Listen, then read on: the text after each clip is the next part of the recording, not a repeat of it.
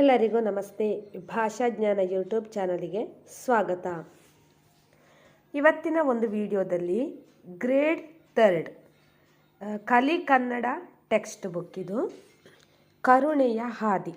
I am explaining both Kannada and English reading method. Okay, ನಾವು 12th chapter ಕರುಣೆಯ ಹಾದಿ grade 3 ಕಲಿ ಕನ್ನಡ.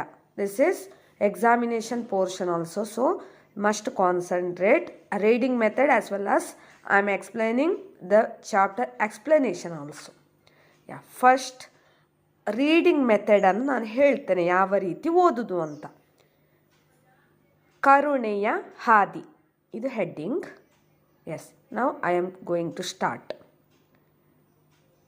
ಆ ಹುಡುಗ ಜನಿಸಿದ್ದು ಬಂಗಾಳದ ಕಟಕ್ನಲ್ಲಿ.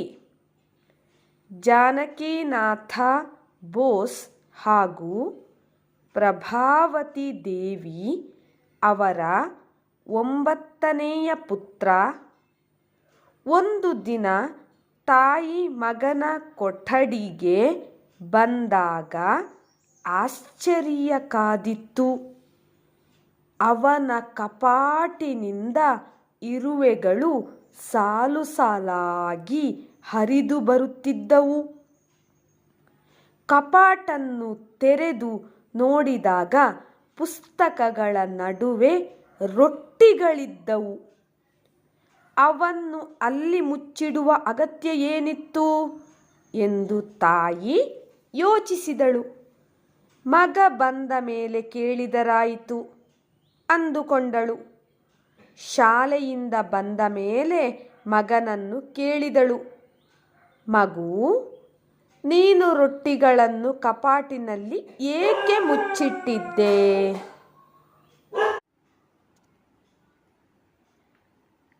ಆಗ ಮಗ ಅಳುತ್ತಾ, ಅಮ್ಮ, ಇನ್ನು ಆ ರೊಟ್ಟಿಗಳ ಅಗತ್ಯವಿಲ್ಲ, ತೆಗೆದು ಎಸೆದು ಬಿಡು ಎಂದು ಹೇಳಿದನು. ಮಗ ಅಳುತ್ತಿರುವುದನ್ನು ಕಂಡು ತಾಯಿಯ ಮನಸ್ಸು ಮರುಗಿತು. ಟಿಲ್ ಮರುಗಿತು. I read. Yes. The boy was born in Cuttack, Bengal. He was the 9th son of Janakinath Bose and Prabhavati Devi. Okay, that boy was born in Cuttack, Bengal. Okay, Janakinatha Bose and Prabhavati Devi, his parents, 9th son. Okay, he is a 9th son of this parent. ಒಂದು ದಿನ ತಾಯಿ ಮಗನ ಕೊಠಡಿಗೆ ಬಂದಾಗ ಆಶ್ಚರ್ಯ ಕಾದಿತ್ತು. Third line. One day when his mother came to her son's room, she was surprised. ಅವನ ಕಪಾಟಿನಿಂದ ಇರುವೆಗಳು ಸಾಲು ಸಾಲಾಗಿ ಹರಿದು ಬರುತ್ತಿದ್ದವು. Okay, ants were crawling out of his cupboard. ಕಪಾಟನ್ನು ತೆರೆದು ನೋಡಿದಾಗ ಪುಸ್ತಕಗಳ ನಡುವೆ ರೊಟ್ಟಿಗಳಿದ್ದವು.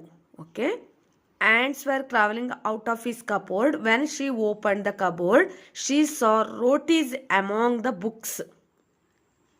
ಅವನ್ನು ಅಲ್ಲಿ ಮುಚ್ಚಿಡುವ ಅಗತ್ಯ ಏನಿತ್ತು ಎಂದು ತಾಯಿ ಯೋಚಿಸಿದಳು.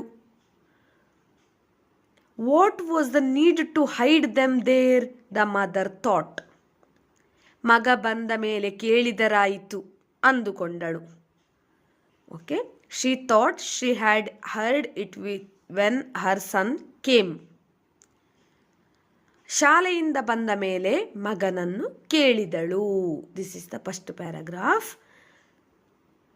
She asked her son after he came home from school. ಮಗು, ನೀನು ರೊಟ್ಟಿಗಳನ್ನು ಕಪಾಟಿನಲ್ಲಿ ಏಕೆ ಮುಚ್ಚಿಟ್ಟಿದ್ದೆ?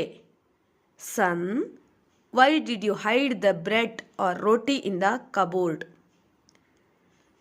ಆಗ ಮಗ ಅಳುತ್ತಾ, ಅಮ್ಮ, ಇನ್ನು ಆ ರೊಟ್ಟಿಗಳ ಅಗತ್ಯವಿಲ್ಲ, ತೆಗೆದು ಎಸೆದು ಬಿಡು ಎಂದು ಹೇಳಿದನು. ಮಗ ಅಳುತ್ತಿರುವುದನ್ನು ಕಂಡು ತಾಯಿಯ ಮನಸ್ಸು ಮರುಗಿತು. Then the son cried and said, Mom, I don't need those rotis anymore. Take them off and throw them away. The mother heart sank when she saw her son crying. Okay, ಇದು ಕರುಣೆಯ ಹಾದಿ ಚಾಪ್ಟರಿಂದ. ನನ್ನ YouTube ಚಾನಲನ್ನು ಎಲ್ಲರೂ subscribe ಮಾಡಿ, share ಮಾಡಿ, like ಮಾಡಿ, comment ಮಾಡಿ ಮತ್ತು ಪಕ್ಕದಲ್ಲಿರುವ ಬೆಲ್ ಐಕನನ್ನು ಹೆಚ್ಚಿನ ನೋಟಿಫಿಕೇಷನ್ಗಾಗಿ ಕ್ಲಿಕ್ ಮಾಡಿ. Thank you for